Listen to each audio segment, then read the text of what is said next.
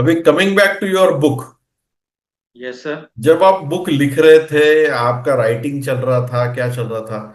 ऐसी कोई moment I आपके राइटिंग जर्नी के दौरान कि एकदम आपको लगा कि अरे ये तो कुछ अलग चीज है, या एकदम वाओ ये मैंने क्या लिख दिया, और मुझे नहीं लगता था कि मैं इतना अच्छा लिख दूंगा, या वाओ ये इतने दिन तक नहीं सूझा, अचानक कैसे सूझ गया?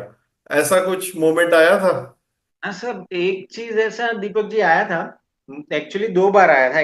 जब बुक लिख रहे थे तो हमें शुरुआत में ऐसा लगा ये लिखना तो यार बहुत मुश्किल है, क्योंकि शुरुआत के दो तीन चैप्टर तो जो हमारे बेसिक में थे वो तो एकदम तुरंत ही लिख दी गई है कि भाई एक ही दिन में तीन चैप्टर हो गए। फिर अरे वाह। बाकी का जैसे जैसे जैसे गए तो उसमें कहीं ना कहीं इतना आपका नॉलेज कहीं कम हो, आपको कुछ रेफरेंसेस चाहिए, आपको उस हिसाब से आपने काम शायद एग्जीक्यूट नहीं किया है, पर आप बुक लिख रहे हो तो आप हर चैप्टर पे जा रहे हो। जो चैप्टर आपने अब तक उतना फाइन ट्यूनिंग वाला एग्जीक्यूट टिल टुडे 25 साल में वो चीज को आपने एग्जीक्यूट नहीं की, तो आपको कोई एक्सपर्ट चाहिए।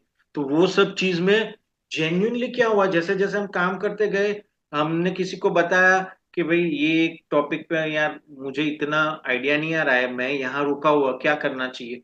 तो उतना जल्दी लॉ ऑफ अट्रैक्शन से गाइडलाइन मिलना लगा ना कि सब पता नहीं चला कि वो हमें जो चाहिए था वो बंदा उसका एक्सपर्ट निकले, और वही चीज ग्रेजुअली लेमन लैंग्वेज में और रेफरेंस बुक के हिसाब से हमारे यहाँ इंडियन टर्मिनोलॉजी में कैसे लिखा जाए वो बढ़िया सा कर दिया।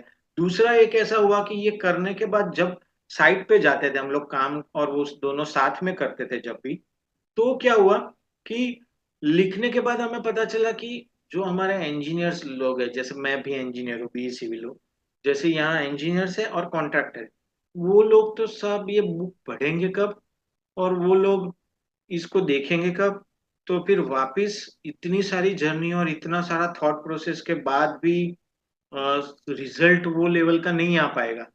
तो एक थॉट ऐसा है कि आपने यूट्यूब चैनल बनाई हुई है, आपके वीडियो है, आपने करीबन करीबन 100 टॉपिक पे बुक लिखी है, माने छोटे मोटे टॉपिक होके 100 टॉपिक पे बुक लिखी है, आपके वीडियो 70 है, तो आपके 30 टॉपिक पे वीडियो बाकी है। तो अभी आप बुक लिख लिया, अभी आप वो वीडियो भी उसमें इनकॉर्पोरेट कर लो, और वो वीडियो की एक क्यूआर कोड करके बुक में डाल दो कि करेक्ट। जिस कोई भी बंदा आज 50वें माल पे खड़ा जा रहा है तो उसको बुक की कॉपी लेके जाने की जरूरत नहीं है। उसको कहीं भी बैठ के उसने यूट्यूब पे उसका बेसिक गाइडलाइन सुन लिया तो वो अपने हिसाब से बढ़िया सा वो काम कर सकता है। तो ये एक चेंज उसी दौरान आया कि एक्चुअली बुक लिखना ऐसा पहले से कोई प्री डिसाइडेड नहीं था कि आपको बुक का और वीडियो भी हो और आपका बुक के कंटेंट भी उसके साथ मैच हो।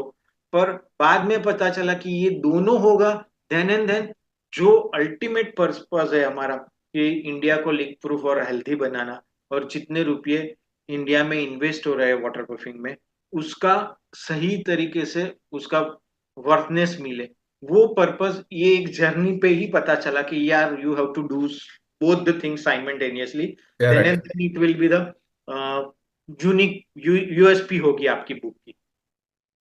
बढ़िया।